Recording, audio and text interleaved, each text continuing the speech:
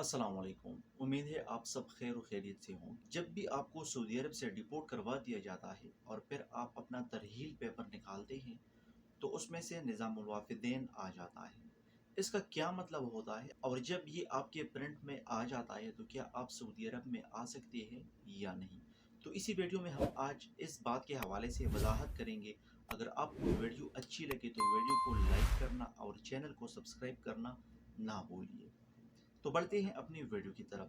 बहुत से दोस्त ऐसे हैं जो मुझसे कमेंट सेक्शन में पूछते हैं कि हमने तरहील पेपर निकाला हुआ है और उसमें से निज़ामुल वाफिदैन आ रहा है, यानी खाले मुखालिफा जो है उसमें से निज़ामुल वाफिदैन आ रहा है।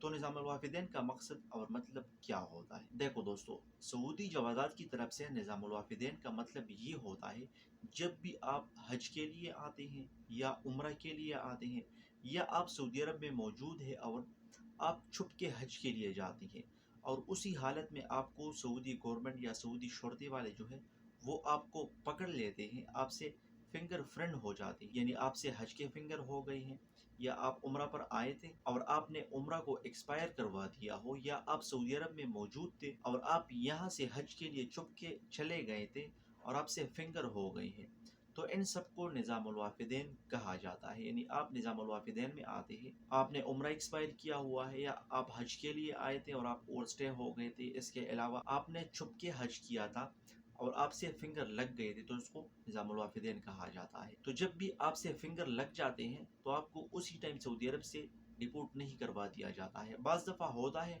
लेकिन ज़्यादातर इस तरह होता है कि आपको छोड़ दिया जाता है, आपसे हज बिस्मा के फिंगर लग जाती हैं और आपको छोड़ दिया जाता है, चाहे आप फिर जाना चाहें या यहाँ पर अपने लिए मेहनत मजदूरी करना पड़े।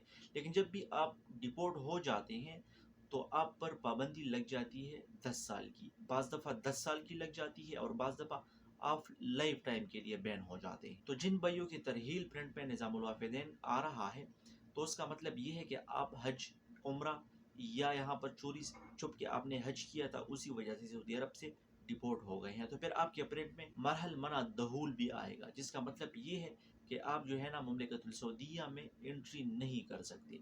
तो जिन भाइयों के प्रिंट में भी निज़ामुल वाफिदैन आ रहा है तो वो भाई तो कम से कम 10 साल के लिए बैन है, लेकिन अगर उसके साथ साथ आप पर बना मरहल दहूल भी आ रहा है तो फिर आप लाइफ टाइम के लिए बैन हो गए हो। तो आपने ना मेडिकल करवाना है, ना आपने नया वीज़ा के लिए ट्राई करना है, ना आप विजिट वीज़ा पर आ सकते हैं, ना उम्रा वीज़ा पर आ सकते हैं और ना किसी एजेंट वगैरह को पैसा देकर आ सकते हैं।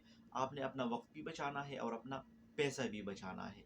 तो जिन भाइयों के प्रिंट में भी ये आ रहा है तो वो सऊदी अरब नहीं आ सकते। इस पर मैंने एक डिटेल वीडियो बनाई है कि कौन से भाई जिनके प्रिंट में ये केसेस आ रहे हो वो सऊदी अरब आ सकता है या नहीं। अगर आपको ये वीडियो अच्छी लगी हो तो वीडियो को अपने दोस्तों के साथ शेयर करना ना भूलिए, क्योंकि बहुत से दोस्त ऐसे हैं जिनका यही मसला है, ताकि उनको आगाही हो।